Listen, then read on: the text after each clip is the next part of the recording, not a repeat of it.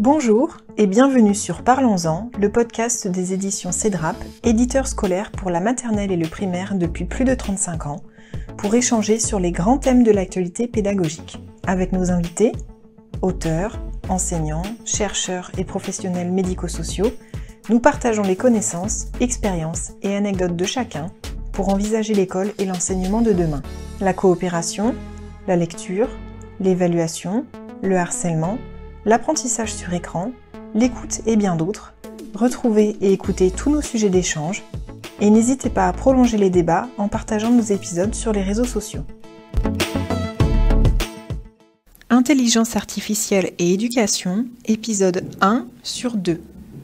Bonjour à tous et bienvenue dans cette nouvelle émission consacrée à l'éducation. Parlons-en avec la CEDRAP.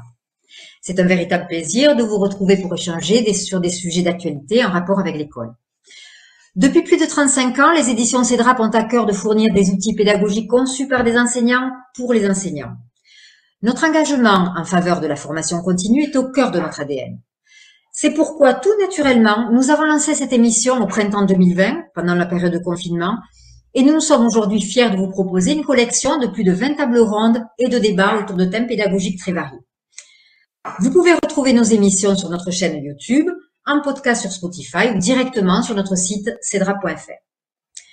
Aujourd'hui, nous allons réfléchir ensemble sur la question suivante qui est « Intelligence artificielle, les robots nous rendent-ils plus humains ?» Avec nous aujourd'hui 3 invités. Notre première invitée est Catherine Rostocker, professeure des écoles en CP, dédoublée en REP. Bonjour Catherine, nous sommes heureux de vous accueillir dans notre émission.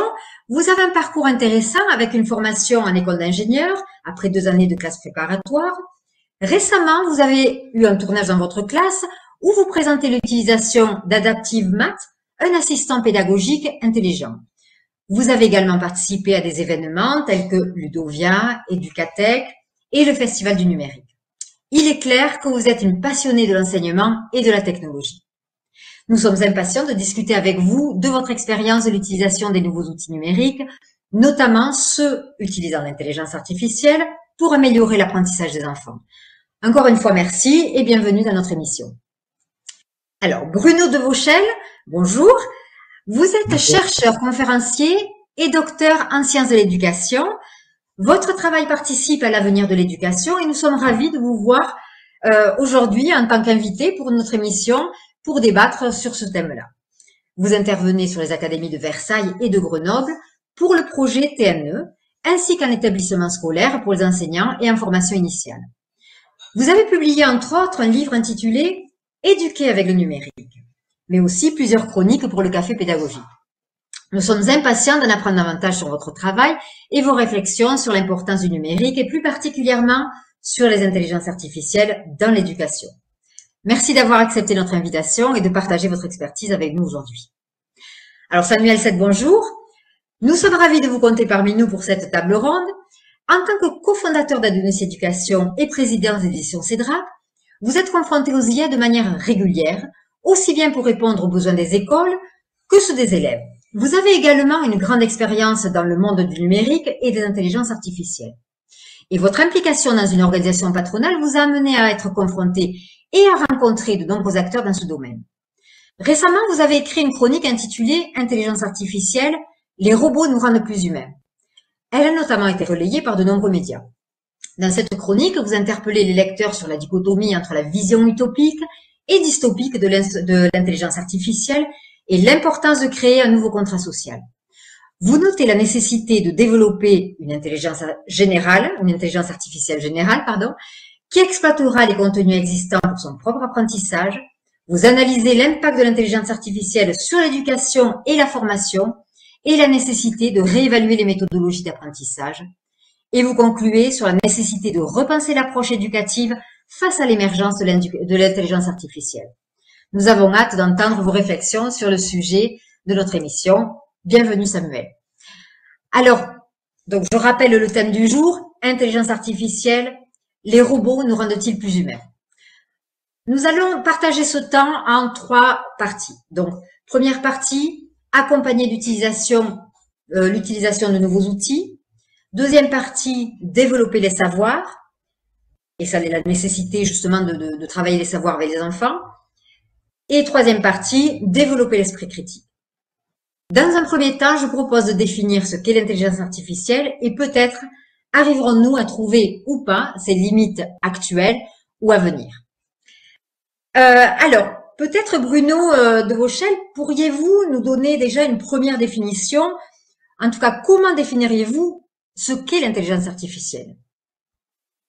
Alors, la question que vous posez là suppose que l'on commence par parler de l'intelligence, qui est, dans l'histoire de la psychologie en particulier, une très vieille question qui n'est toujours pas tranchée sur qu'est-ce qu'on appelle l'intelligence.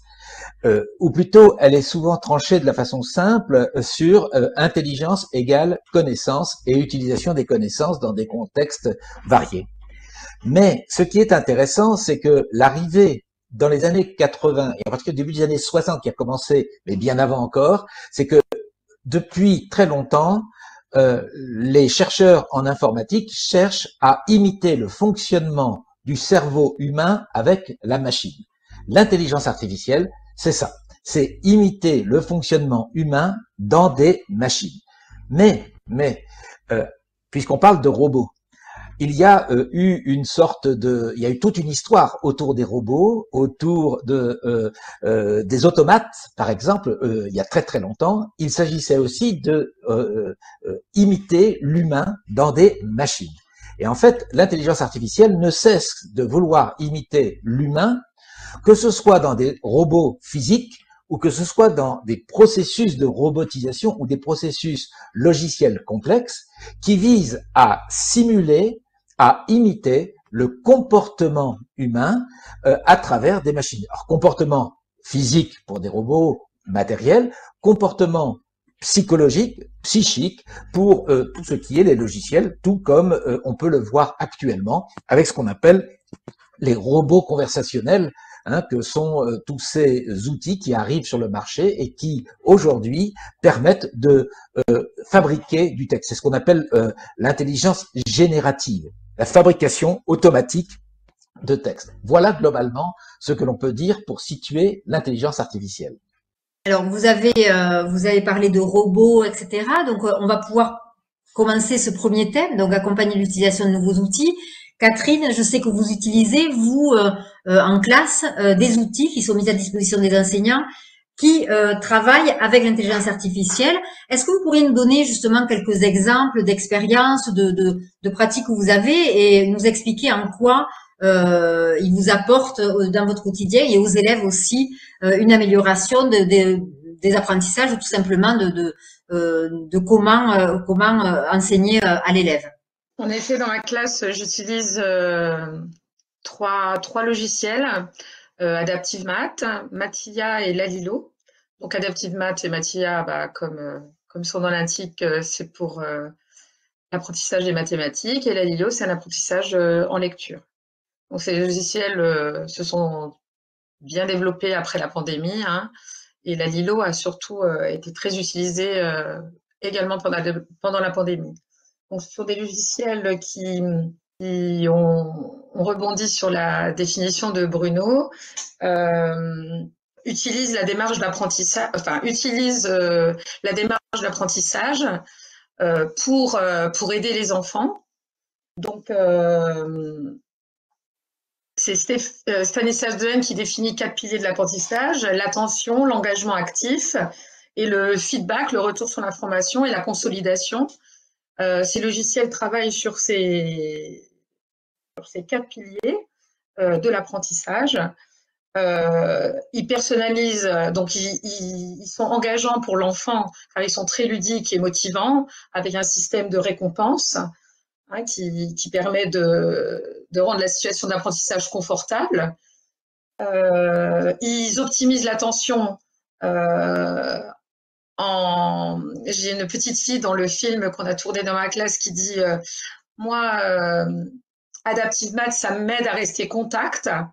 Donc, en reprenant un peu la typologie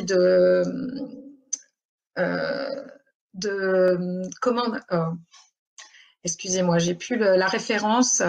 Le monsieur qui a créé Atoll, qui travaille sur l'attention. Donc elle reprend être contact, donc ça l'aide à rester contact. Et surtout, donc ce sont des logiciels qui permettent de personnaliser l'apprentissage de chaque enfant en fonction de ses difficultés et en s'adaptant au cours de l'activité. Il propose un parcours d'apprentissage adapté personnellement à chaque enfant, ce qui n'est pas facile pour un enseignant vu le coût de temps que ça demande et toute l'énergie que ça demande pour chaque enfant d'adapter l'apprentissage comme ça. Alors bien sûr, c'est pas le seul vecteur pour l'apprentissage de l'enfant dans ma classe, hein. J'utilise ça allez, on va dire tous les jours, un quart d'heure, et les enfants tournent pendant ce quart d'heure-là. Ça me permet aussi, moi, de me dégager du temps pour différencier à côté l'apprentissage avec les enfants, pour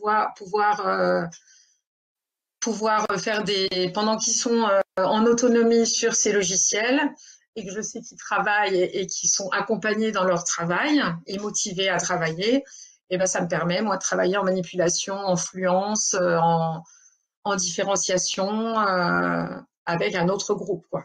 Tout en sachant que mes élèves sont entre de bonnes mains avec notre tuteur intelligence artificielle. Mais c'est sûr qu'il a des limites. Oui, je voudrais compléter ce que vient de dire Catherine, qui est très intéressant, mais le compléter avec la dimension technique, c'est-à-dire qu'est-ce qui se cache derrière. Ce qui se cache derrière, c'est la capacité qu'a la machine, pour suivre ma définition de tout à l'heure, à analyser le comportement de l'enfant. Dans le cas de la Lilo que je connais bien, c'est assez remarquable, c'est-à-dire qu'au fur et à mesure que l'élève avance dans son travail, la machine analyse son comportement, analyse ses difficultés et va donc fournir à l'enseignant, et Catherine va pouvoir nous le confirmer justement, une aide précieuse au diagnostic des difficultés parfois, et surtout pour lui donner l'envie et les moyens de remédier aux difficultés des élèves. Là, c'est vrai on est autour des outils. Samuel, justement, par rapport à ces outils qui sont donnés, on voit bien la nécessité des enseignants de gagner du temps. En quoi l'intelligence artificielle, pour un éditeur scolaire, puisqu'on est éditeur scolaire, va pouvoir améliorer ce quotidien? De quelle manière on va pouvoir l'aborder? De quelle manière on va pouvoir le mettre en place?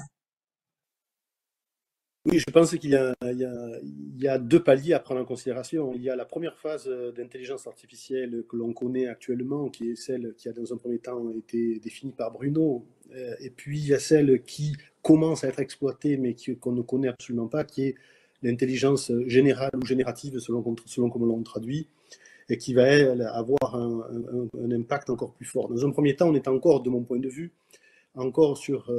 comme j'ai eu l'occasion de le dire dans certains articles, sur une approche du perroquet stochastique, à savoir quand on est sur un programme de mathématiques qui apprend à étudier le comportement de l'apprenant et d'apporter des éléments différenciés, finalement c'est quelque chose qu'on avait humainement l'habitude de faire et que petit à petit on a essayé de reproduire par la mise en œuvre de ces robots. Mais à ce jour, même si c'est relativement impressionnant, on en est, non pas que je sois dans les petits papiers ou les petits secrets, mais on est en train de voir la rapidité avec laquelle les choses évoluent. On en est vraiment au début de ce que pourrait être l'impact fort de l'intelligence artificielle sur la pédagogie, sur l'éducation, et nous, en tant qu'éditeurs, puisque ça remet en question également le paradigme qui est le nôtre, qui est, en tant qu'éditeur, est-ce qu'on est des simples fournisseurs de contenu, auquel cas, si on se considère comme tel, on sera rasé en quelques mouvements, en quelques temps, ou soit on considère que c'est la structuration des éléments d'apprentissage que l'on fournit qui sont une véritable valeur ajoutée, et donc au risque d'être un peu réducteur, la démarche méthodologique que l'on met en œuvre, auquel cas on pourra considérer qu'on a un rôle, et je le pense, j'ai la faiblesse de le penser, je pense qu'on a un rôle à jouer. Mais c'est la première question en tant qu'éditeur, on doit se poser. Ça, c'est le premier élément. Le deuxième élément que peut-être développera Catherine tout à l'heure par rapport aux outils, elle parle des outils qu'elle utilise, qui sont des outils structurés d'intelligence artificielle. Elle a aussi la possibilité en tant qu'enseignante, comme tous les enseignants en réalité, de pouvoir désormais créer leur propre contenu et de répondre à cette espèce de graal pédagogique peut-être inatteignable, qui était une démarche de pédagogie différenciée assez forte, puisque par la création de contenu adapté, elle sera en capacité, elle seule, de pouvoir apporter des réponses à l'ensemble de ces apprenants. Donc c'est un élément. Deuxième que l'on se doit de prendre en considération. Mais aussi, bien évidemment, avec l'arrivée des nouveaux outils, puisque, comme on le sait, la Californie et l'Asie, ne pas oublier l'Asie, qui sont actuellement les deux plus gros producteurs de moteurs conversationnels, arrivent à dire qu'ils sont arrivés quasiment à la limite du système actuel tel qu'il a été conçu, et donc on parle d'une IA générative pour 2030-2035, où l'on devrait être plutôt dans une démarche beaucoup plus rapide et adaptative que telle qu'on la connaît. Bruno, peut-être pour compléter effectivement le propos de Samuel, notamment sur le rôle de l'enseignant et de son autonomie, du rôle de l'éditeur qui travaille habituellement donc avec les enseignants qui sont les auteurs et les concepteurs de méthodes. Est-ce que justement vous voyez une évolution poindre parmi voilà les formateurs autour de vous ou les enseignants? Alors, la plus grosse question qui semble apparaître aujourd'hui dans le monde de l'enseignement, et en particulier dans le secondaire ou dans les lycées, c'est effectivement les robots conversationnels, et donc en particulier l'informatique générative de première génération, celle qui est actuellement en cours avec ChatGPT et autres produits identiques. C'est l'idée que la machine peut produire des textes aussi pertinents, entre guillemets, je dis bien entre guillemets parce que on en lit tous les jours, aussi pertinents que un adulte lui-même. Ainsi, on pourrait imaginer qu'un professeur d'histoire-géographie en collège aborde un thème, et ce thème, il demande à ChatGPT de lui produire son support de cours. De la même façon, je l'ai entendu la semaine dernière dans un établissement scolaire, des enseignants se trouvent confrontés à des élèves qui ont fondé leur travail sur justement le résultat obtenu à travers ces robots conversationnels à un devoir qu'on leur donnait. Et du coup, les enseignants réagissent de la façon suivante, une façon suivante qui est d'ailleurs très intéressante, c'est citer vos sources. Le problème, c'est que ChatGPT cite aussi ses sources, même si elles sont parfois totalement. Il y a une critique qui est apparue aujourd'hui encore là-dessus. Les sources sont parfois très hasardeuses de la part de ChatGPT, parce qu'il faut bien comprendre que, en l'état actuel des choses, ChatGPT, c'est deux choses. Cette informatique générative, c'est deux choses. C'est d'un côté la capacité à produire un discours en langage naturel qui soit fluide. Parce que ça, c'est très important. Et la deuxième chose, c'est ce sur quoi ce discours s'appuie pour pouvoir être construit. Et ce sur quoi il s'appuie en fait sur l'immensité du web qu'il va visiter. C'est-à-dire qu'il le fait comme Google le fait pour son moteur de recherche. C'est-à-dire qu'il consulte les contenus, il les compile, il les organise, il les structure. Et quand on lui pose une question, il reprend cette structure pour la rendre. Par exemple, quel est l'avenir économique du Japon? Vous posez cette question-là à ChatGPT et il va aller chercher dans les bases de données disponibles. Quand il les a déjà, la plupart du temps, il les a déjà compilées. Il va vous fournir des réponses.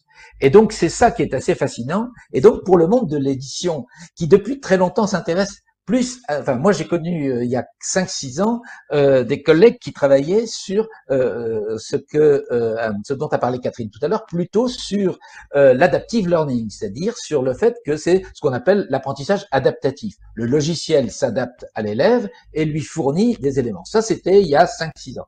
L'arrivée de l'informatique conversationnelle et donc de l'IA générative transforme la donne, évolue la donne, et je suis assez d'accord avec Samuel, avec cette nuance quand même, c'est que il faut être très prudent sur des projections sur l'avenir.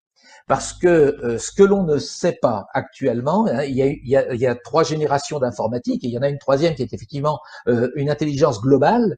Celle-là, on ne sait pas encore où elle va et comment elle va avancer. Il y a un certain nombre de spécialistes, dont certains spécialistes qui travaillent aussi bien chez Google que chez Facebook, je pense à Yann Lequin par exemple, ces gens-là ne savent pas pour l'instant où ils vont en réalité. Ils avancent un peu en aveugle et risquent effectivement de faire en sorte que, par exemple, il n'y a plus besoin de fabriquer des manuels scolaires puisque tous les contenus sont disponibles par ChatGPT. Il n'y a plus besoin de suivre les élèves avec les enseignants puisque de toute façon, il suffit de mettre un moteur d'adaptive learning pour que ça fonctionne. Vous voyez un petit peu, si on rêve un petit peu loin sur les mythes et réalités de l'IA, on peut aller extrêmement loin et les enseignants ont peut-être du souci à se faire, mais les éditeurs aussi. Oui, c'est vrai qu'en période de confinement, on a même imaginé qu'on n'avait plus besoin d'enseignants physiquement et que on pouvait tout faire à distance. On a quand même vu aussi que l'enseignant était nécessaire physiquement avec les enfants, mais en même temps, on a pu évoluer et développer plein de choses à distance justement parce que la période du confinement nous a permis d'être très créatifs. Oui, mais justement, il y avait avant l'enseignement, avant la période de confinement, il y a eu quelque chose d'assez étonnant qui s'est produit, qui est le lancement de la classe inversée. Et dans le lancement de la classe inversée, il y avait les fondements de tout cela, en particulier par un monsieur qui avait travaillé aux États-Unis et qui faisait des cours à distance à sa fille. Et il se trouve que j'ai eu à animer des rencontres avec des gens qui travaillaient sur ces fameuses histoires de classe inversée et de fabrication. C'est qu'ils avaient ajouté à ces classes inversées des systèmes justement d'analyse de résultats, un peu avec des tableaux de bord, comme le fait d'ailleurs la Lilo, qui fournit des tableaux de bord. Et petit à petit, comme ça, ils avaient engagé la possibilité, avant le confinement, de faire un enseignement qui pourrait se passer en partie des enseignants, au moins dans la partie synchrone. Hein, au moins en partie. Je dis bien en partie parce que derrière ça, il y a tout l'autre aspect, qui est l'aspect interaction humaine, qui n'est pas encore bien défini, au moins avec les machines telles qu'on le voit actuellement. Catherine, pour revenir sur votre expérience justement de ces outils, vous avez cité plusieurs outils. Vous avez d'autres exemples justement. Et quel est l'avantage et quelles sont les limites justement que vous avez pu rencontrer peut-être avec certains élèves sur les outils que vous utilisez?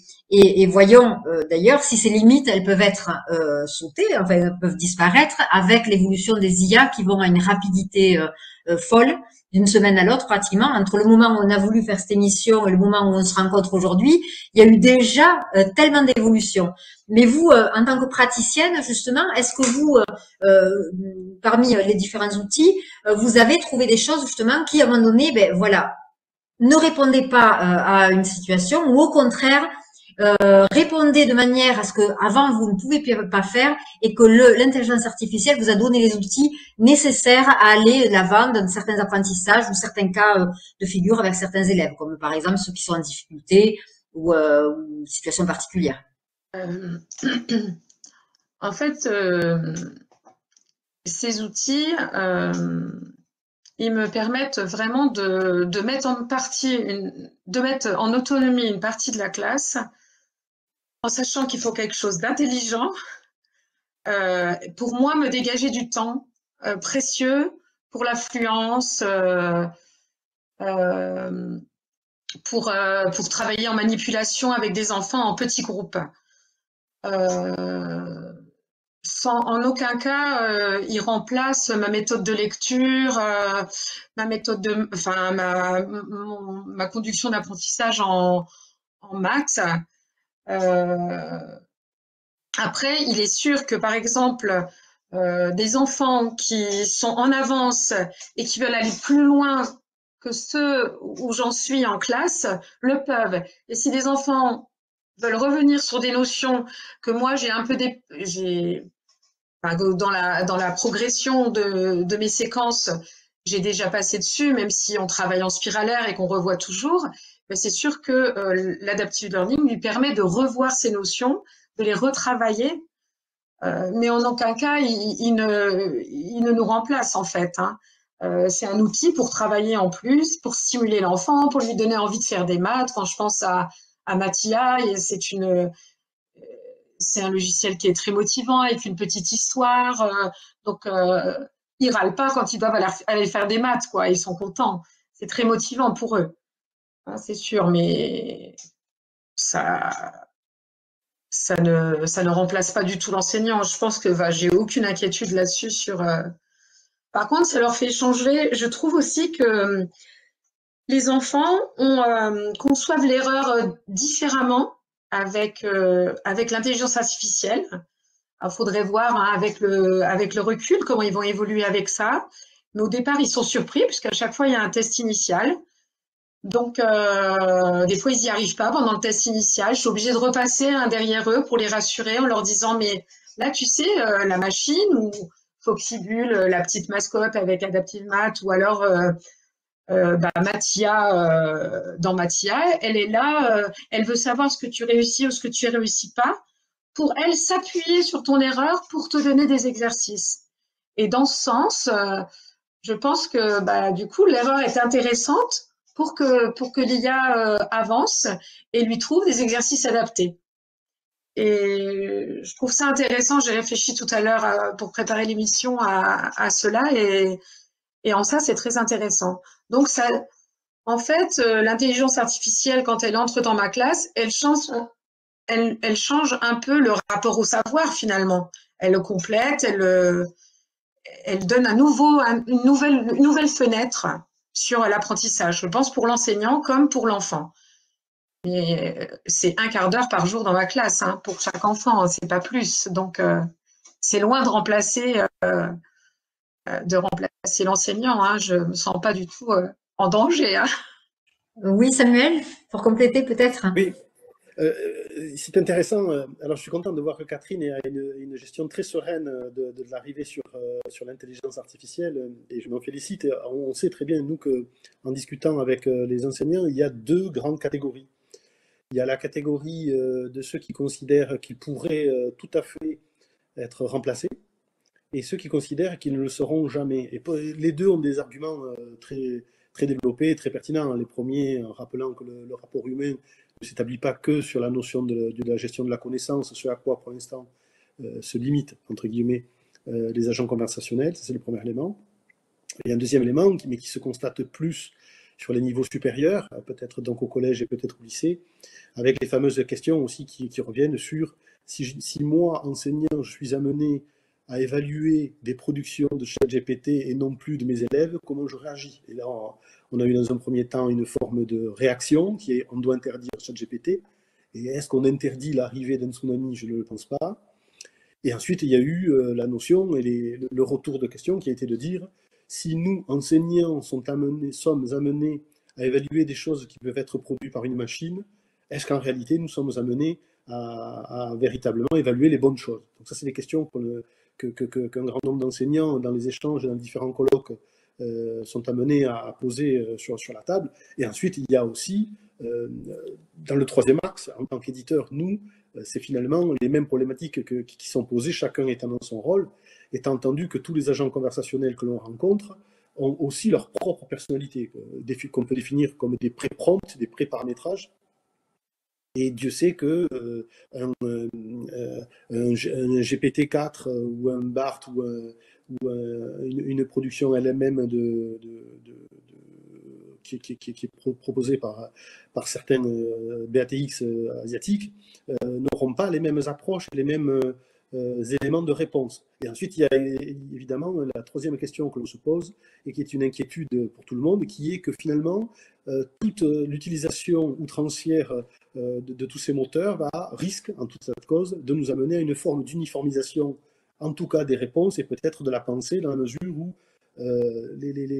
tout va être saisi et tout va être compilé suivant, comme l'a dit tout à l'heure Bruno, suivant les données qui sont récupérées sur le net et dont on sait que parfois certaines idées sont surreprésentées et en conséquence, je pense qu'à ce jour, il y a une réflexion aussi à mener sur le type d'information qu'on réussira à en sortir. Voici à court terme les principaux points sur lesquels nous on est attentifs, que ce soit en tant qu'éditeur ou que ce soit dans notre rapport avec les enseignants, soit qui utilisent nos outils ou soit qui tout simplement conçoivent les leurs, parce qu'on sait qu'une nouvelle génération, depuis 10 ans, on le constate, c'est pas des crescendo, utilise de plus en plus ses propres outils et développe ses propres systèmes, que ce soit pour la gestion des contenus ou pour la démarche pédagogique. Alors, c'est une bonne manière, il me semble, de passer sur le thème suivant, développer les savoirs, peut-être la nécessité. Intelligence artificielle et éducation, fin de la première partie, la suite au prochain épisode.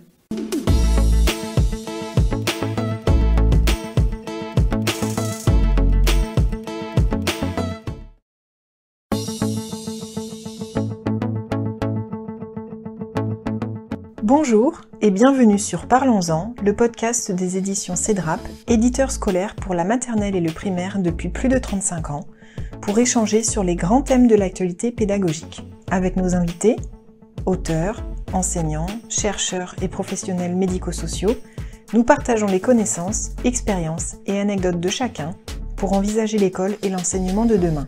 La coopération, la lecture, l'évaluation, le harcèlement, l'apprentissage sur écran, l'écoute et bien d'autres. Retrouvez et écoutez tous nos sujets d'échange et n'hésitez pas à prolonger les débats en partageant nos épisodes sur les réseaux sociaux. Intelligence artificielle et éducation, épisode 2 sur 2. Alors, c'est une bonne manière, il me semble, de passer sur le thème suivant, développer les savoirs, peut-être la nécessité de développer les savoirs des enfants, des élèves, des adolescents et des adultes, enseignants aussi, pour appréhender ce que ChatGPT, ou en tout cas ce que les documents qui sont fournis soit par un élève, comme on disait, qui a fait une production, soit par quelque chose qu'un enseignant aurait voulu produire via l'intelligence artificielle. Donc, l'utilité de développer les savoirs, voilà un deuxième grand thème qu'on peut aborder à partir de maintenant,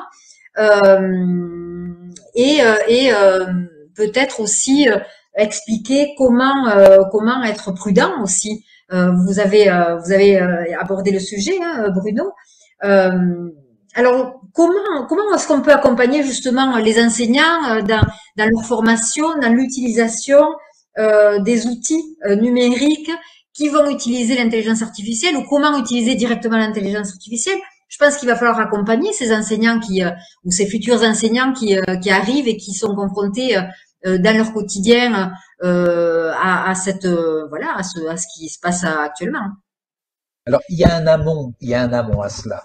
L'amont à cela, c'est finalement, c'est quoi apprendre quand on est jeune aujourd'hui? Parce qu'en fait, le problème, il faut le prendre à l'envers pour voir après ça comment, pour les enseignants, ils peuvent prendre en compte ça. C'est quoi les savoirs pour un jeune aujourd'hui? Quand vous regardez l'importance de la consommation des vidéos, l'importance de la consommation alors on va dire des réseaux sociaux numériques, mais j'aime pas trop, c'est trop générique, c'est trop général. Mais quand on regarde comment aujourd'hui des jeunes peuvent apprendre s'ils le souhaitent, encore faut-il qu'ils en aient envie, eh bien on s'aperçoit qu'on peut tout à fait se passer en grande partie des enseignants, au moins pour ce qui est, je dirais, des simples apports de savoir, de contenu. Or, justement, ce que disait Catherine tout à l'heure, et qui se confirme encore plus dans les autres niveaux d'enseignement, c'est que il ne suffit pas de fournir de l'information, des contenus, pour que on les apprenne. Aussi bien soit-il fait. Pourquoi l'adaptive learning en particulier, donc l'enseignement adaptatif, plutôt l'apprentissage adaptatif, fonctionne bien? Parce que justement, il permet quand je dis il fonctionne bien, je veux dire par là qu'il a un succès réel, à travers ce que nous a dit Catherine et à travers d'autres sociétés avec lesquelles je suis en lien qui travaillent là-dessus. C'est parce que il y a derrière cela une aide réelle de l'enseignant pour favoriser l'apprentissage des élèves. Parce que c'est ça la question. C'est comment l'enseignant peut augmenter, entre guillemets, son potentiel pédagogique alors qu'il a des outils qui se substituent à certaines de ses fonctions. La première fonction, c'est effectivement l'apport d'informations simples, je dirais. L'enseignant a de moins en moins à amener purement de l'information.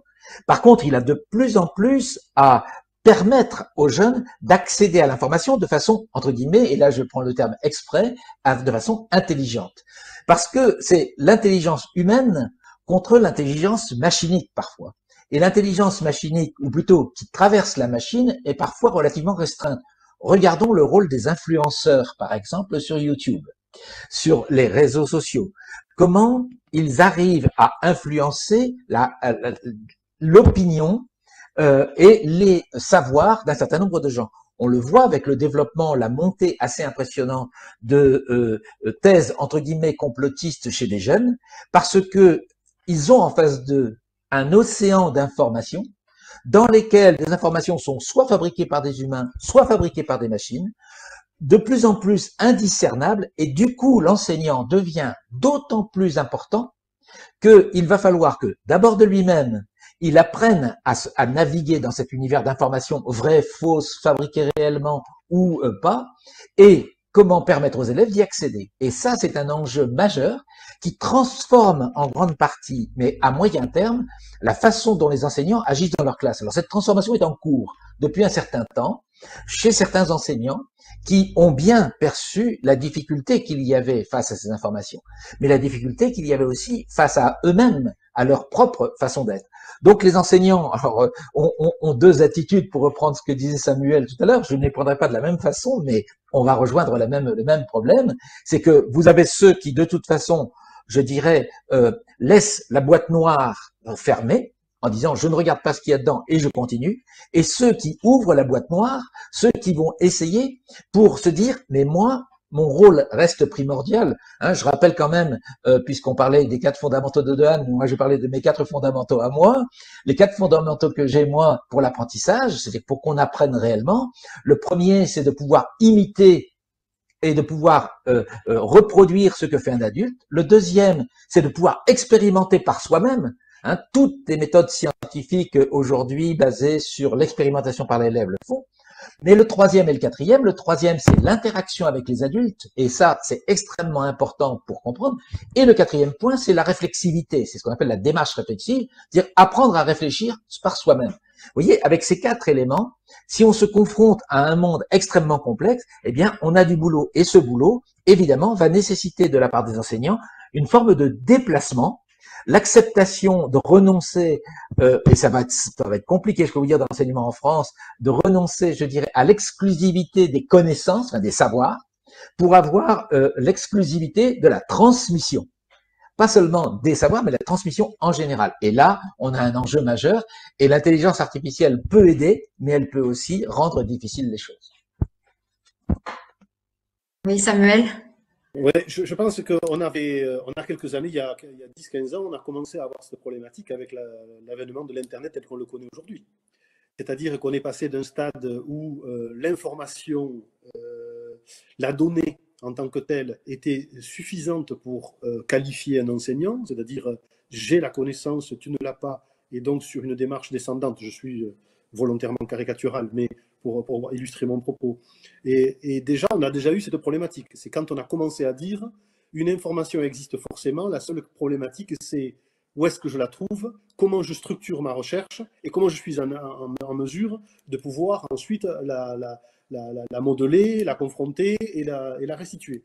Donc on a déjà eu ce premier défi dans les années 2000-2005, quand Internet a commencé à vraiment de devenir accessible.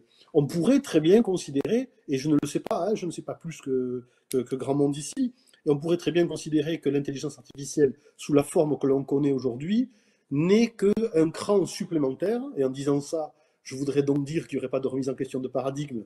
Et rien qu'en prononçant cette phrase, je crois que déjà, je reconnais le fait de me tromper. Je le pense.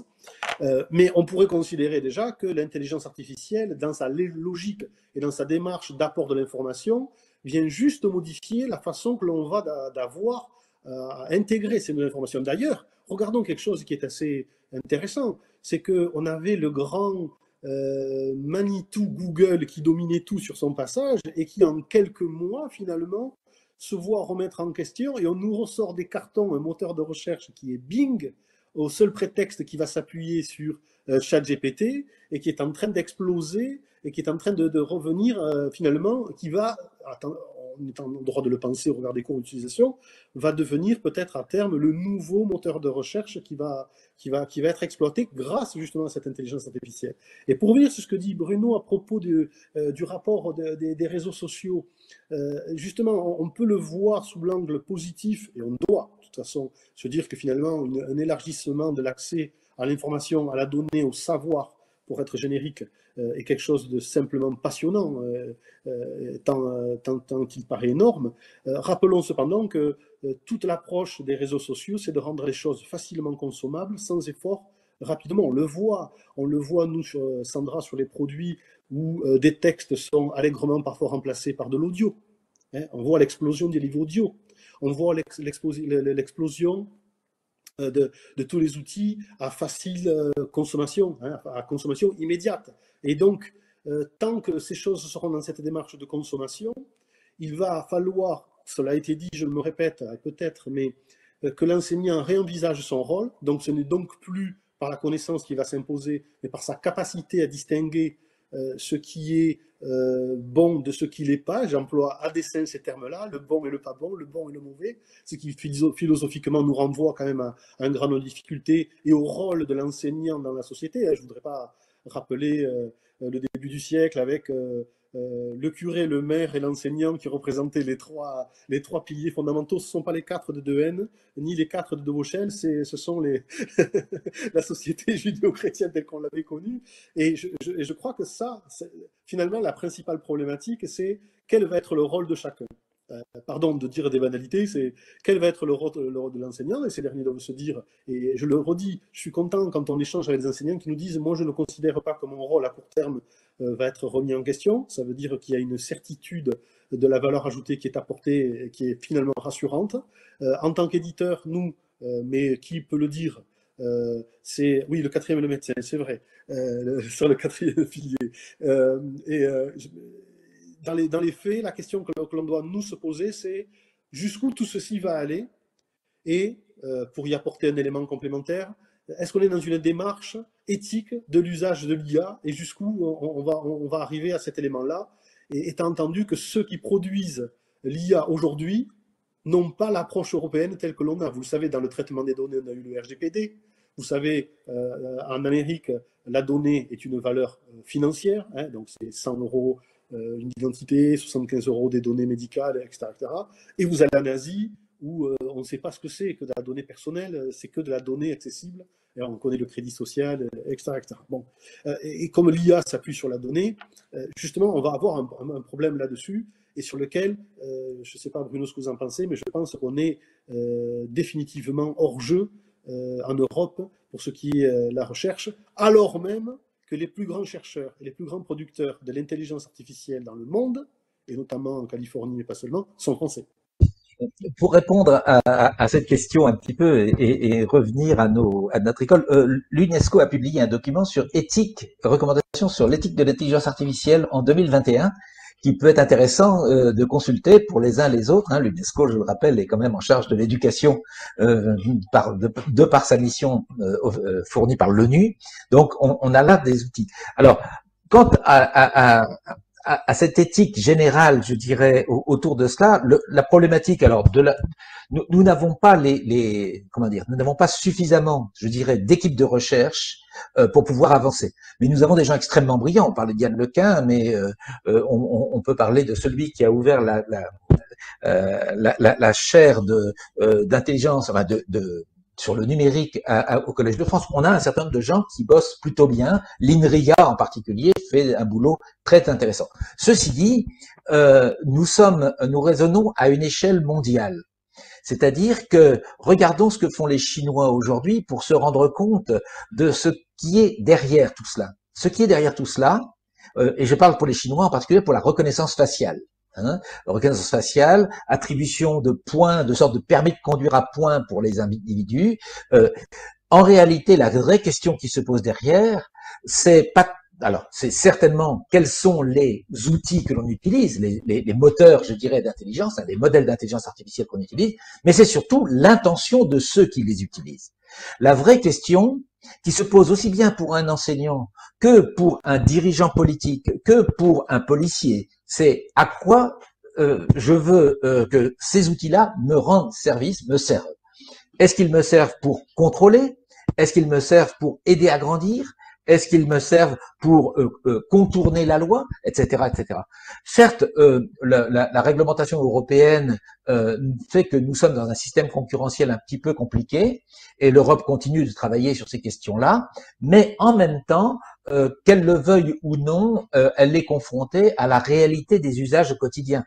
Quand on voit le travail que fait un enseignant en amont de sa classe, on se rend compte qu'en réalité, malgré toutes les grands discours, je dirais, réglementaires, chaque enseignant, braconne dans son coin pour construire son enseignement et pour aller chercher les outils qui vont lui paraître le plus pertinents. La grande question qui va se poser, et c'est une question qui, moi, me touche directement, c'est est-ce que les enseignants auront suffisamment d'accompagnement et de soutien pour pouvoir faire face à, d'un côté, la compréhension de tous ces outils, ensuite les intentions des gens qui les font et quelles possibilités ils auront de les mettre en œuvre face à des jeunes qui eux-mêmes sauront de plus en plus les utiliser par eux-mêmes. Ce que l'on voit par exemple en lycée actuellement de plus en plus quand ce n'est pas dans le supérieur. Alors, c'est une très bonne question qu'on pourrait peut-être retourner d'ailleurs à Catherine. C'est vrai que bon, ces usages, etc. Catherine, peut-être vous voudriez apporter votre vision de tout ça par rapport à ce qui a été dit par Bruno et Samuel. Oui. Tout d'abord, je pense que l'école, elle doit proposer une éducation à l'utilisation de l'intelligence artificielle. Forcément, elle doit sans fermer la porte, puisque de toute façon, ils sont là. Là, on va apprendre à utiliser ChatGPT. Moi, je me rappelle, à l'époque de mes enfants, les enseignants disaient vous faites votre exposé en n'utilisant pas Wikipédia. Et maintenant, c'est en n'utilisant pas ChatGPT. Seulement, ils sont là. Et en fait, les enfants, ils allaient sur Wikipédia. Ils avaient des bonnes informations. Après, c'est vrai qu'ils avaient peut-être autour d'eux des adultes qui leur permettaient d'avoir un sens critique par rapport à tout ça. Alors, dans les zones d'éducation, dans les réseaux d'éducation prioritaire, les enfants ne sont pas tant entourés, donc c'est vrai qu'il faut être. Donc là, c'est vraiment à l'école. Effectivement, elle a un rôle important dans le pour comment dire connaître tous les avantages de ChatGPT et se méfier aussi de ChatGPT et puis peut-être apprendre. J'écoutais un autre podcast. Où une personne disait qu'il fallait aussi apprendre à interroger ChatGPT pour essayer qu'elle trouve la meilleure réponse, parce qu'au départ, quand on lui pose une question, elle donne une réponse un peu succincte, floue, et donc du coup, faut forcément avoir des connaissances pour pouvoir correctement interroger une source. Mais ça, pour d'autres sources, c'est le cas aussi, hein. Quand on a un livre, ça l'a toujours été finalement. Là, c'est un nouveau support pour des pratiques. Et finalement, c'est sûr qu'il faudrait être accompagné. Bon, là, j'avoue que moi, je me forme un peu toute seule. Voilà, je suis pas trop accompagnée effectivement. Donc, il y a du boulot pour les chercheurs, les éditeurs, les formateurs. Parce qu'en fait, on nage dedans, voilà, on nage dedans et on apprend en même temps que ça arrive, et ça arrive vite. Je voudrais compléter votre dernière remarque sur les besoins en formation et autres. Il n'y a pas très longtemps, nous effectuions des entretiens dans des établissements scolaires primaires du Val d'Oise dans le cadre justement de territoires numériques éducatifs, et on demandait aux enseignants un petit peu quels étaient leurs degré de maîtrise de ces outils-là. Vous êtes un peu une exception entre guillemets par rapport à l'ensemble des gens, ça je peux vous le dire sans problème. On a effectivement 10 à 15% des enseignants qui sont très expérimentateurs et qui donc vont aller à la recherche de cela. Mais on a un grand groupe d'enseignants qui sont très apeurés et en même temps très peu accompagnés là-dessus. Et c'est la grande difficulté face à justement cette évolution rapide et récente, hein, l'apparition en particulier dans les médias, parce qu'il faut se méfier aussi de ça, c'est parce qu'il y a une surinflation médiatique. Les enseignants sont extrêmement, je dirais, pas rétifs, mais disons ils sont attentistes face à cela, parce que attendons de voir ce que cela donne pour pouvoir intervenir, pour pouvoir rentrer dedans. Et il faut du temps aussi. Nous, on s'aperçoit que dans nos travaux de recherche, par exemple, pour que ces choses-là arrivent à transpirer réellement sur la grande masse des enseignants, pas seulement sur les plus engagés, c'est une affaire de 10 à 15 ans. C'est-à-dire que bien au-delà du temps même de la technologie, depuis très longtemps, moi, quand j'ai commencé le numérique éducatif dans les années 80, on a un écart extrêmement important entre la vitesse des techniques et de leur développement et l'acculturation, la vitesse d'acculturation de la population et en particulier du monde enseignant. Et du coup, en plus, il y a le fait que les enseignants sont confrontés, vous parliez des REP et REP+, dans lesquels nous avons été, il n'y a pas très longtemps, faire nos entretiens, entre autres, dans le Val d'Oise. C'est très impressionnant de voir aussi le point qu'il ne faut pas négliger, c'est que les enfants vivent une vie en dehors de l'école, autour du numérique. Et que cette vie, en particulier en lien avec leurs parents, va être très influencée aussi par ces outils encore plus puissants dès lors qu'ils vont s'adresser aux parents et pas seulement aux enfants. Il y a un exemple que vous avez cité parce que vous l'utilisez et qui est pour l'instant, j'en ai discuté un peu avec eux, c'est l'exemple de Lalilo. Certains parents ont pris en main Lalilo par eux-mêmes pour quasiment, donc Lalilo, je rappelle, c'est un logiciel d'adaptive learning qui permet de guider un enfant dans l'apprentissage de la lecture. Ça a été fait avec des chercheurs, ça a été fait avec des moteurs d'intelligence artificielle relativement simples, mais en même temps très efficaces. Et ce qui est intéressant, c'est que normalement, Lalilo est sur prescription enseignante. C'est-à-dire que l'enseignant prescrit, mais en réalité, les parents y accèdent avec les codes de leur enfant et permettent à leurs enfants en dehors, et d'ailleurs ça se fait très souvent en dehors de l'école. Et ce qui est très intéressant, c'est de voir comment justement les parents, dont c'est la nouvelle préoccupation d'ailleurs du ministère de l'Éducation depuis maintenant 7-8 ans, comment les parents vont rentrer dans le jeu.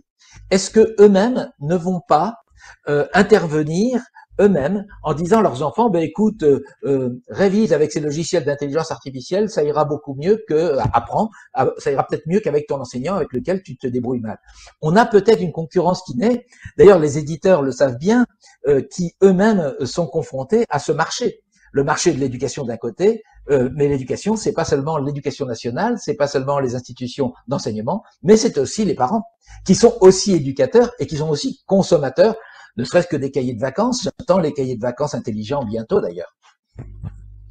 C'est très juste ce que dit Bruno, et je serais intéressé par savoir ce qu'en pense Catherine justement sur ce sujet-là, parce que en tant qu'éditeur, on est confronté à cette difficulté parce qu'en tant que producteur d'outils, comment on gère justement le triptyque apprenant, parents, enseignants, dont on sait que les enseignants, au sens noble du terme, sont jaloux de l'exclusivité de la relation. Et s'immiscer, nous, en tant qu'éditeurs, en plein milieu, c'est un sujet. C'est-à-dire comment on s'en approche sans penser violer cette relation, comment on peut considérer faire rentrer les parents avec les problématiques de parents qui seront en capacité de rentrer et ceux qui n'y seront pas, hein, donc une forme d'accentuation, si j'ose dire, des inégalités, celle-là même que l'école s'efforce de corriger. Et donc ça, c'est des questions que l'on se pose, mais avec un outil, je le redis encore, tout à l'heure Catherine disait, à l'époque on leur disait ne regardez pas Wikipédia, et on détectait en 2 secondes et demie, enfin, Catherine n'a pas dit ça, mais on l'a pu le voir, le bon vieux copier-coller à l'ancienne, parce qu'on avait même, sans faire exprès, copier-coller la petite astérisque ou le petit renvoi de bas de page, etc., etc. La différence près, c'est que maintenant l'IA va pouvoir permettre de rendre ce même rendu, dans lequel on va solliciter, de reformuler, de paraphraser, et donc on arrivera à avoir autant de productions valables que de demandes et que de prompts, et sans que ceci ne se détecte. Mais c'est peut-être aussi, je dis bien peut-être, c'est peut-être l'occasion de se dire, mais dans ce cas-là, si un vulgaire robot est capable de produire cet élément-là, c'est qu'il ne me sert pas à grand-chose de finalement l'évaluer. En faisant le rapport avec, je lisais là, en préparant le podcast, un article avec une belle photo en blanc et noir où on voyait des profs de maths avec des pancartes qui protestaient contre l'avènement des calculatrices. C'est un sujet très intéressant, le concept de la calculatrice, parce que personne ici ne contestera l'idée qu'il est important de pouvoir développer le calcul mental pour développer un certain nombre de compétences, alors même qu'en parallèle, personne ne contestera l'idée aussi que pour un certain nombre de calculs, il peut être vain de se priver absolument de la calculatrice. Donc, il y a 2 choses qui se mettent en œuvre. 2 points sur lesquels, si Catherine veut bien apporter des éléments de commentaire. Le premier, c'est quel est son avis sur justement tous ces robots qui facilitent le lien et l'entrée des parents dans l'enseignement avec les difficultés que cela peut représenter. Et quand je dis les difficultés que ça peut représenter, c'est à tout égard. Et ensuite, justement, le fait que ces productions-là soient définitivement plus accessibles, et donc par les parents, et que les parents instaurent une forme d'enseignement parallèle. Alors, le terme peut être... vous savez que les parents auront, selon leur catégorie socio-professionnelle, selon leur engagement, un engagement très différencié, on va dire, auprès de leurs enfants. Comment vous appréhendez ça, justement ? Alors, c'est vrai qu'on peut donner accès. Moi, en REP, je donne accès à la LIO avec les codes maison, à pas Adaptive Math. Je donne accès aussi à Mathia à la maison. Chez moi, en REP, c'est pas trop utilisé. Quelques enfants l'utilisent. Donc, est-ce que ça creuse les écarts? Ma foi, c'est pas grave. Pour moi, je pense que c'est pas très grave parce que c'est pas l'essentiel de ma pédagogie, en fait. Maintenant, je pense que on peut pas faire sans tous. Ils existent tous ces outils, donc forcément, il faut travailler avec. Et peut-être que, comme vous parlez de la calculatrice qui est, je sais pas, interdite au concours, aux classes préparatoires, mais par contre, elle est autorisée, je sais pas, pour le baccalauréat, et ben peut-être qu'avec ChatGPT, il va falloir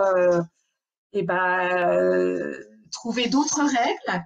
Pour une évaluation sommative comme le baccalauréat, on interdit ChatGPT ou même en classe. Et puis pour une évaluation formative, au contraire, on utilise ChatGPT et même on a le droit d'utiliser ChatGPT ou peut-être qu'on aura la possibilité d'enlever différents modules. Mais je pense que de toute façon, on peut pas ignorer l'existence de ces outils et qu'il faut travailler avec plutôt que lutter contre eux, quoi. Et former les enfants.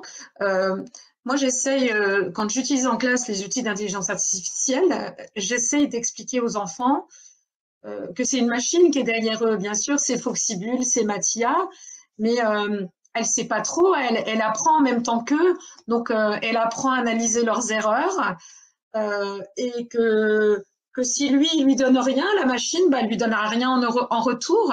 Et j'essaie de les éduquer aussi à protéger leur compte, à bien rentrer leur code, à bien se déconnecter à chaque fois. Je pense que au-delà de l'utilisation juste de l'adaptive learning, j'essaie de leur apprendre à utiliser l'informatique et à s'en méfier, à se déconnecter. Quand je suis sur mon compte, c'est qu'à moi, ça, les données là, et quand je m'en vais, je dois me déconnecter parce que sinon le copain, il peut se connecter à mon compte, faire des erreurs et après j'aurai des exercices qui ne conviendront pas. Et petit à petit, peut-être que ça, moi à mon niveau, peut-être qu'au collège, il y a d'autres. C'est sûr que là, on est avec des plus grands, mais moi à mon niveau en classe, voilà ce que je fais. Après, au niveau des parents, c'est difficile en fait. En REP, je pense que, vous voyez, ils ne se connectent pas trop, les enfants, à la maison. Certains, oui, mais pas trop. Mais ça n'a pas trop de répercussions en classe, je trouve. J'avais peur, mais ça n'a pas trop. Samuel, peut-être compléter un petit peu. Oui, et je serais aussi curieux de voir que pense Bruno de... Tout à l'heure, il a dit il y a une dizaine de pourcents, 10-15% d'expérimentateurs donc, qui sont à la pointe, des enseignants qui vont aller chercher un petit peu ce qui se passe. Et il a un peu effleuré le sujet en parlant des réseaux sociaux. On sait que, par exemple, la semaine dernière, Snapchat a mis en place un agent conversationnel en place. Et on sait que Snapchat est très utilisé. Il va y avoir des choses qui sont en train de se passer sur TikTok dans des proportions qu'on n'a pas encore maîtrisées.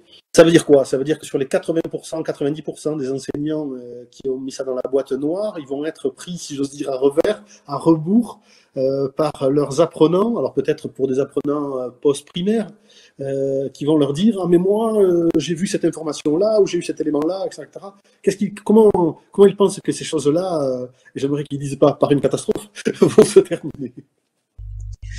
Alors, vous avez raison de poser la question comme ça. Hein. Il y a effectivement un risque de catastrophe si jamais les élèves, les jeunes, et en particulier effectivement plus ceux de collège et de lycée, mais peut-être ceux de primaire avec l'aide de leurs parents, s'ils entrent dans un monde dans lequel ils ont compris qu'ils pouvaient contourner le système scolaire. Parce que derrière, plus que l'enseignant, plus que la petite école primaire ou le petit collège du quartier, ce qui est en jeu, c'est globalement les systèmes éducatifs tels qu'ils ont été conçus maintenant depuis 2 siècles, hein, un système éducatif comme le nôtre, et qui se trouve confronté à une évolution de la façon dont on se forme, dont on apprend, avec des nouveaux moyens et des nouveaux vecteurs de transmission.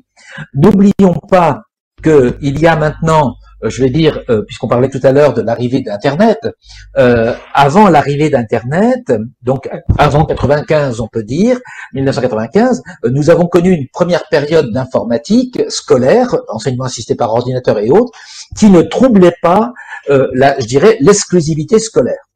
Ce qui se passe, c'est qu'il y a une porosité progressive, c'est-à-dire que ce qui était exclusivement du ressort de l'école, c'est petit à petit mis à interférer avec ce qui peut être en dehors de l'école. Sachant que, en plus, il y a un autre phénomène qui est le phénomène de la compétition scolaire qui s'ajoute à cela. Face à une compétition scolaire où chaque enfant qui comprend va essayer de trouver les meilleurs outils pour avancer, on peut imaginer, et un certain nombre de jeunes le font, je vais vous donner un exemple après pourquoi, ils vont s'emparer de ces outils-là pour parvenir à leur fin. Parce que notre système est basé sur un point qui est malheureusement le pire de tous, c'est non pas l'évaluation mais le contrôle. Le contrôle à travers des diplômes, à travers des examens qui sont très formels. Or, quand je démarrais mes cours, je me rappelle, il n'y a pas très très longtemps encore à l'université en master, lorsqu'on démarrait notre cours en master, la première question que vous posez les étudiants, qui étaient des étudiants de 4e année de l'université, c'est « Pouvez-vous nous dire comment nous serons évalués ?» de façon à ce que nous puissions préparer l'évaluation. Et je leur disais « Mais est-ce que vous pensez qu'à l'évaluation, au contrôle ?» Ils me disent « Écoutez, l'important c'est d'avoir notre diplôme. » Donc notre question à nous, c'est de dire « Est-ce que la finalité de notre enseignement, c'est de leur fournir un diplôme ou de leur permettre de développer un certain nombre de savoir-faire pour se retrouver dans un monde ?» Et c'est toute la difficulté des pédagogies mise en place. Et pour avoir participé, continuer à participer avec mes collègues de l'université à élaborer des nouvelles formes de formation, nous sommes revenus à quelque chose que moi j'ai connu il y a très très longtemps, mais qui était beaucoup moins important, c'est on demande de plus en plus à des étudiants, à des apprenants, on leur demande de plus en plus d'élaborer des savoirs, d'élaborer des connaissances, d'aller chercher de l'information, et qu'effectivement, si les enseignants, les fameux 90% d'enseignants, sont eux-mêmes noyés face à ça, parce qu'ils sont sur l'ancien modèle, eh bien, ils risquent de se confronter à des jeunes qui soit vont contourner les règles en essayant d'obtenir, comment on dit, obtenir le meilleur résultat possible en dépensant le moins d'énergie possible, hein, ce qu'on appelle le principe d'économie intellectuelle, soit ils vont comme ça, soit les enseignants vont faire évoluer leur pratique pédagogique, avec ou sans numérique d'ailleurs, mais de façon à amener les jeunes à construire leur discours. C'est par exemple, il y a un exemple intéressant qui a été développé à Sciences Po par Dominique Boulier et Bruno Latour à l'époque où ils dirigeaient le Media Lab, c'est ce qu'on appelle les pédagogies de la controverse par exemple. Les pédagogies et la cartographie de la controverse, c'était un moyen justement d'amener les jeunes à aller chercher l'information, la confronter les différents points de vue, les différentes origines, et rien que cette pédagogie-là, elle suffit déjà à faire rentrer quelqu'un dans un mode de réflexion qui dépasse évidemment la simple consommation d'informations. Alors même que tous, soyons d'accord là-dessus, tous les réseaux sociaux et tout ce qu'on utilise au quotidien nous éloignent justement des discussions et des échanges et finalement d'une forme d'altérité, puisque par les algorithmes, tout nous amène à lire ce qu'on a envie de lire et tout vient à nous confronter justement là-dessus. Et donc d'un point de vue pédagogique, la question que l'on se pose aussi, c'est justement, puisque ces agents conversationnels auront une orientation bien déterminée, pour ne parler que d'eux, pour l'intelligence, pour les moteurs au sens large plutôt, ils vont nous conformer ou plutôt nous laisser nous auto-enfermer progressivement dans ce que l'on considère être notre propre univers. Et alors quand on commence à cumuler les agents conversationnels AI et les réseaux sociaux, là je crois que le véritable danger va venir de là, c'est-à-dire s'enfermer dans une forme de pensée et estimer, considérer ou déléguer notre volonté de voir la capacité de nos apprenants à traiter de sujets, d'argumenter, de les soutenir, de se documenter, de se renseigner finalement, qui sont nous, en tant qu'éditeurs et dans tous les éditeurs, les principaux guides de l'ensemble des outils pédagogiques que l'on conçoit, hein, justement, l'enquête, la constitution de son savoir, justement, ça c'est un véritable sujet. Ce qui m'inquiète dans l'approche, dans le sens d'inquiétude, je veux dire, dans le sens qui me sort de ma quiétude, pour le coup, et non pas tant de peur, c'est de se dire, ces outils vont être de plus en plus faciles à être utilisés, vont demander très peu d'efforts, vont réagir à la voix, vont être directement sous la main, accessibles immédiatement, et on va considérer qu'ils vont nous délivrer un alpha et un oméga du savoir, prêt à consommer en réalité, hein, ne tournons pas autour du pot. Or, quand même, la construction de son savoir passe aussi par une forme de travail au sens tripalium de la souffrance, et que si on se supprime de cette souffrance-là, j'avais déjà trouvé fou l'idée des livres audio, parce que je trouvais que le principal gain, et nous avons été amenés à produire des livres audio, hein, il n'y a pas de sujet là-dessus, mais le principal gain dans la lecture, qui était la projection visuelle justement du texte que l'on interprète, se voit réduit à néant, justement, du fait de l'appel à d'autres compétences, ne serait-ce qu'à d'autres sens. Et ça, c'est une mutation qu'on ne peut qu'accompagner, sur laquelle on ne peut pas forcément contrer.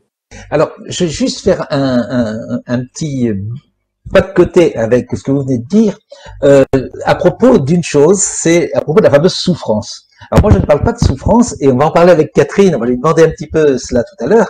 Je ne parle pas de souffrance, je parle du plaisir de l'effort. Parce que on a trop été sur la souffrance, moi je suis sur l'effort. Et quand je regarde certains jeunes, quand ils sont engagés dans une activité, c'est pour ça que je voudrais interroger Catherine là-dessus, parce qu'elle le voit avec ses élèves.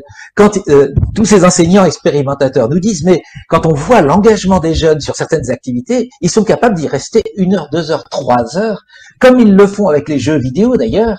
C'est-à-dire que il y a malgré tout, alors que c'est difficile parfois, hein, et qu'il faut effectivement avoir un plaisir dans un effort à surmonter. Il y a des pédagogies qui sont connues, hein, les pédagogies des situations problèmes par exemple, hein, les pédagogies de découverte, toutes ces pédagogies-là sont des pédagogies qui incitent les enfants à s'engager dans l'apprentissage et à essayer de prendre du plaisir dans l'effort pour surmonter la difficulté.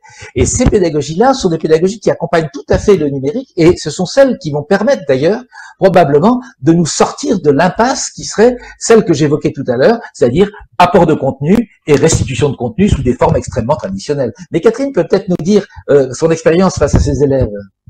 Bien sûr, les élèves, là, surtout les petits CP là, ils adorent surmonter les efforts. Hier, on a fait la fête des 100 jours et ils ont fait le bilan de tout ce qu'ils avaient appris en 100 jours d'école. Apprendre à lire, c'était dur, mais ils y sont arrivés, ils savent tous lire là. Apprendre à compter, ils font la somme de tout ça, et c'est vrai qu'ils sont super engagés dans tout ça, quoi. Et hier, ils avaient plein de paquets de 100 à compter, et ils étaient à fond dedans. Ouais, ouais. Oui, c'est une réalité. Eux, ils ont plaisir à surmonter l'effort. C'est même pas au départ le goût de l'effort. On peut pas dire ça peut-être à leur âge, mais en tout cas, ils se trouvent dans le plaisir de faire un effort. Alors c'est vrai que c'est difficile de diviser, développer les savoirs, développer l'esprit critique, qui étaient les deux thèmes, mais on voit bien que de toute façon on ne peut pas parler de l'un sans l'autre, ça c'est une évidence. Donc c'est vrai que bon voilà, on peut peut-être, j'allais dire passer au thème suivant, mais on l'a déjà largement abordé. On voit aussi que le rapport au temps avec les écrans, les enfants, c'est vrai qu'ils sont motivés, etc., n'est pas le même. Moi, par rapport au savoir aussi, et l'esprit critique, le sens de l'analyse devra être enseigné, j'imagine, aux enfants. Avant ChatGPT, avant les IA, on leur apprenait à identifier les fake news, de vérifier les sources, etc. Aujourd'hui, beaucoup disent, ben oui, mais finalement, l'intelligence artificielle nous donne des savoirs. Or, parfois, l'intelligence artificielle invente aussi des histoires et il faut aussi pouvoir les identifier. Cette formation-là, elle devra être faite auprès des élèves, mais aussi auprès des enseignants, vous l'avez très bien dit, qui manquent de formation. Alors, ça a toujours été un petit peu lent à arriver, les formations sur ces domaines-là. Sauf que là, l'intelligence artificielle va tellement vite qu'il va falloir quand même redoubler un petit peu d'efforts pour pouvoir les accompagner. Maintenant, on a quand même une génération de futurs enseignants qui arrivent, qui vont être confrontés à ça, qui l'utilisent et qui vont arriver en classe. Donc, comment eux vont pouvoir être formés et comment eux vont pouvoir éduquer ces enfants et leur apprendre à avoir ces attentions particulières et développer un sens critique et une attention particulière sur identifier ce qui m'est dit. Samuel, peut-être un premier élément de réponse? De l'observation que l'on peut en faire, comment les enseignants vont devoir se former, je ne pense pas manquer de respect à qui que ce soit en disant que à court terme, hormis ce qui est déjà beaucoup, expérimentation personnelle de l'encadrement de l'éducation nationale, mais je parle des inspecteurs, des conseillers pédagogiques, je ne sais pas si l'éducation nationale est structurellement prête à pouvoir engager cette démarche pharaonique de formation. Et ça, on le verra. Donc, il se passera quoi? Il se passera que les enseignants, dans leur démarche de recherche, qui sont relativement amenés à faire, et les entreprises, les maisons d'édition et les entreprises privées de formation seront peut-être des sources de propositions là-dessus. Mais après tout, on a vu que les choses se sont toujours développées de manière harmonieuse entre l'ensemble de ces acteurs. C'est le premier élément. Le deuxième élément, on va acter définitivement le fait que la maîtrise de la connaissance ne sera plus l'élément constitutif d'évaluation de l'enseignant. Alors, il y a bien longtemps que la hiérarchie de l'éducation nationale l'avait bien intégré et avait concentré son énergie sur la démarche méthodologique. Par contre, d'un point de vue des parents, d'un point de vue même des apprenants, parfois les enseignants, en grandissant, ont considéré plutôt l'enseignant par ses connaissances que par sa capacité à transmettre. Et donc, ça veut dire que si demain, les apprenants sont en capacité de remettre en question le niveau ou le respect dû à un enseignant par le simple fait de sa connaissance, alors ça va être une difficulté dans la mesure où cette connaissance sera définitivement accessible à n'importe qui, n'importe quand, et j'ai même envie de dire n'importe comment. Donc ça, nul n'est en capacité de pouvoir prédire de comment les choses vont se passer autour de ça. Mais par contre, d'un point de vue de la connaissance, ça a été très justement dit par Bruno tout à l'heure, c'est-à-dire qu'on est sur une technologie qui évolue de mois en mois, si j'ose dire, alors même qu'il faudra des années pour que les choses soient intégrées. Mais des années pour que les choses du jour soient intégrées. Donc en fait, il y aura toujours un éternel décalage. On l'a vu avec l'Internet, on l'a vu avec toutes les technologies numériques, dans l'approche de la dématérialisation de l'ensemble des démarches, qu'elles soient étatiques ou privées pour l'entreprise.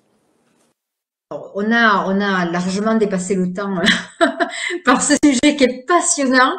Je propose peut-être, à moins que vous vouliez compléter, d'arriver à une conclusion. Mais Catherine, je crois que vous voulez peut-être ajouter quelques éléments. Oui, je voulais juste, tout à l'heure, j'avais pensé à quelque chose quand Samuel, vous parliez des livres audio. Et je pensais aussi qu'on pouvait avoir un grand espoir dans l'IA pour pallier aux difficultés d'apprentissage spécifiques chez les enfants, les dyslexiques, les dyspraxiques et tous les 10. Parce que par exemple, un livre audio, moi je sais que mon fils qui est dyslexique, et ben ça lui a sauvé largement la mise pendant pour le baccalauréat, pour lire des livres quand il était plus jeune et que c'était difficile pour lui de tenir le temps quand les œuvres devenaient longues à lire. Je pense également à des élèves qu'on a en classe et des outils qui permettent, peut-être des outils plus simples que ChatGPT ou tout ça, qui permettent de générer des textes juste à des textes que les enfants dictent sur l'ordinateur pour des dyspraxiques, par exemple, ou des enfants qui ont beaucoup de mal à l'écrit. Donc, je pense que ce serait chouette que l'intelligence artificielle s'attache à toutes ces difficultés d'apprentissage pour aider tous ces enfants pour lesquels les enseignants parfois éprouvent beaucoup de difficultés, peut-être aussi pour les enfants atteints de troubles d'autisme. On emploie un autre terme maintenant, mais bon, c'est peut-être plus clair tout ça. Mais c'est vrai que là, je pense qu'il y a, peut-être c'est ma conclusion, mais peut-être qu'on pourrait avoir beaucoup d'espoir aussi dans l'IA pour pallier à toutes ces difficultés d'apprentissage qui sont difficiles pour les enseignants dans leur quotidien. Parce qu'on nous demande, c'est très chouette l'inclusion. On parle beaucoup d'inclusion dans l'éducation, et je trouve que c'est chouette. Mais parfois, nous, on est en difficulté par rapport à tous ces enfants-là. Voilà. Et aussi, par exemple, je pense même aux migrants qui arrivent dans nos écoles, avec qui on a du mal à discuter. Moi, j'ai une petite Ukrainienne là qui était dans ma classe, et bah, heureusement que j'avais Google Traduction pour traduire tous les mots de vocabulaire, pour quand il y a eu une intervention du dentiste, me mettre à côté d'elle et puis hop, enregistrer ce que le dentiste disait, lui retraduire. Et là, l'intelligence artificielle, elle est géniale, quoi. Oui, alors justement pour compléter les deux interventions ici, c'est finalement on a une piste à explorer qui me semble prometteuse si on veut faire en sorte que le monde enseignant et les fameux 90% dont je parlais puissent s'en emparer, c'est qu'il faut faire vivre ces expériences avec l'intelligence artificielle. Ce que vous venez de donner comme exemple est remarquable. Je pense que c'est exactement le genre d'exemple qui permet de mettre le doigt sur à quoi ça peut servir au quotidien et en quoi ça peut enrichir. La position d'un enseignant qui se trouve face à des enfants allophones est évidemment celle de quelqu'un qui se trouve en difficulté de transmission. Et que à ce moment-là, l'intelligence artificielle peut devenir un vecteur. Mais moi, je pense que j'y ai travaillé dans le passé dans la formation pour des futurs formateurs en illettrisme et en analphabétisme. Quand on travaille avec les gens qui font du français langue étrangère, on a dans ce secteur-là l'exemple que vous venez de donner, c'est-à-dire qu'on peut aujourd'hui s'appuyer sur des logiciels, des applications basées sur l'intelligence artificielle pour améliorer, alors je ne parle pas d'applications pédagogiques, je parle d'applications grand public. Moi, j'utilise volontiers des choses comme un speech texter ou des traducteurs automatiques. Ces outils-là sont des outils fantastiques qui vont permettre de faciliter, à condition bien évidemment qu'on en ait conscience, de faciliter donc l'entrée dans cet univers. Mais il faut aussi que les enseignants le vivent en eux-mêmes, c'est-à-dire qu'ils le vivent en formation initiale, qu'ils le vivent aussi parfois dans leur relation aux autres ou dans leur situation professionnelle, pour prendre conscience des forces, mais aussi des faiblesses de l'intelligence artificielle telle qu'elle est déployée en ce moment, et ainsi pouvoir l'intégrer ensuite dans leur pratique pédagogique. Au moins s'ils l'intègrent déjà dans leur pratique relationnelle avec les élèves, avec les parents. On a aussi beaucoup de parents allophones. Et donc, je pense que là, il y a véritablement un potentiel dont, alors pour reprendre ce que disait Samuel tout à l'heure, il se trouve que je travaille assez régulièrement avec les académies. Dans le primaire en particulier, il y a une assemblée, je dirais, locale autour de l'inspecteur de circonscription, avec les conseillers pédagogiques, avec les directions d'école et les enseignants. Il y a là des choses qui peuvent être très intéressantes à vivre et surtout à échanger. Et la question, c'est comment on va dynamiser ces échanges et comment on va sortir des systèmes de formation traditionnels où on vous explique comment ça marche à on vit avec et on essaye de comprendre ensemble comment on vit avec. Il y a d'ailleurs un exemple en français et en mathématiques actuellement, je ne sais pas si Catherine le vit, autour de ce qu'on appelle les constellations, qui, ce que l'on peut apprécier ou pas en termes de processus, c'est un processus de confrontation entre collègues qui permet de se dire, ben voilà, on se pose telle question, comment on la résout, on l'essaye, on revient avec. Il me semble que l'intelligence artificielle peut très bien figurer là-dedans. D'ailleurs, les constellations sont centrées sur le français et les mathématiques, et on pourrait très bien imaginer que des produits comme Lalilo ou Mathia ou autres pourraient être intégrés à ces sessions de formation pour justement amener les enseignants à être sensibilisés à cela. Merci Bruno. Ben on arrive à la fin. C'est très difficile de conclure une émission comme celle-là parce que elle est à l'image des IA, c'est-à-dire que elle évolue, il y a 1000 choses à dire et puis on sait que ça va pas s'arrêter là et qu'on pourrait refaire le même débat dans un mois et il y aurait encore 1000 choses à dire tellement ça va vite. Donc, je laisserai le mot de la fin peut-être à Samuel pour faire une conclusion. Moi, ce que j'ai retenu en tout cas, c'est qu'on finit avec une note très positive, je trouve, en se disant que tout est possible derrière. Il faut juste l'appréhender, il faut pouvoir l'analyser, voir qu'est-ce qui nous attend, et accompagner et les élèves et les enseignants, parce que les enseignants aussi sont novices, hein, on a bien vu, 90% quand même, vont découvrir et doivent s'intéresser à ça. Donc voilà, moi ce que je retiens, c'est qu'on est sur quelque chose de plutôt positif. On le prend de façon positive en tout cas ici, aujourd'hui entre nous. Samuel, est-ce qu'on pourrait avoir une petite conclusion sur ce qui a été dit après la conclusion de Bruno et de Catherine? Moi, j'ai été très touché justement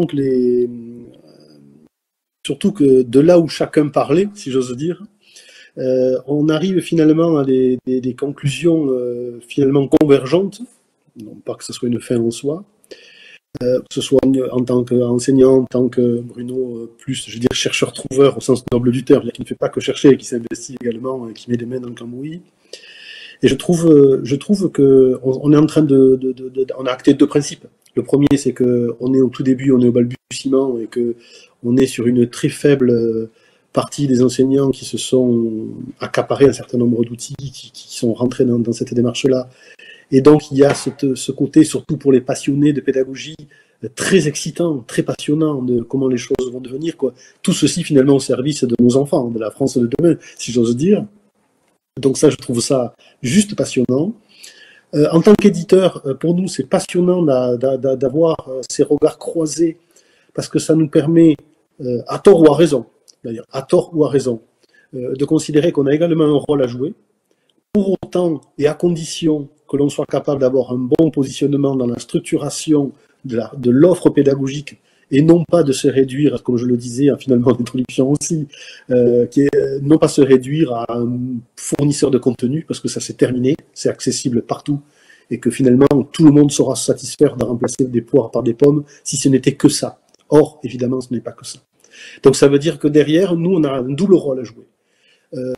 Un certain nombre de maisons d'édition, comme la nôtre, ont décidé de prendre à bras le corps et de considérer qu'il fallait pousser sur l'intelligence artificielle, et on n'a pas eu de difficulté à trouver dans nos groupements de toutes les maisons d'édition, y compris dans les très grands groupes, des maisons d'édition qui étaient très rétives à cette idée-là, et qui ont, rappelez-vous, quand il y a 15 ans, 20 ans, on disait le numérique à l'école, etc., et qu'on pensait que tous les manuels allaient être dématérialisés, le temps qu'on s'aperçoive que seuls 37% des classes étaient équipées d'Internet ou d'ordinateur, le temps qu'on s'aperçoive que finalement, si c'est pour avoir un PDF amélioré, que l'on grossirait sur un espèce de tableau pompeusement appelé interactif, on considérerait que là serait la nouvelle pédagogie. Bon, voilà. Donc, il y a des choses qui doivent se mettre en place et qui, si elles ne s'imposent pas d'elles-mêmes, finalement, n'iront pas très loin. Et donc, là, pour la première fois dans une rupture technologique et qui a une influence sur la démarche pédagogique,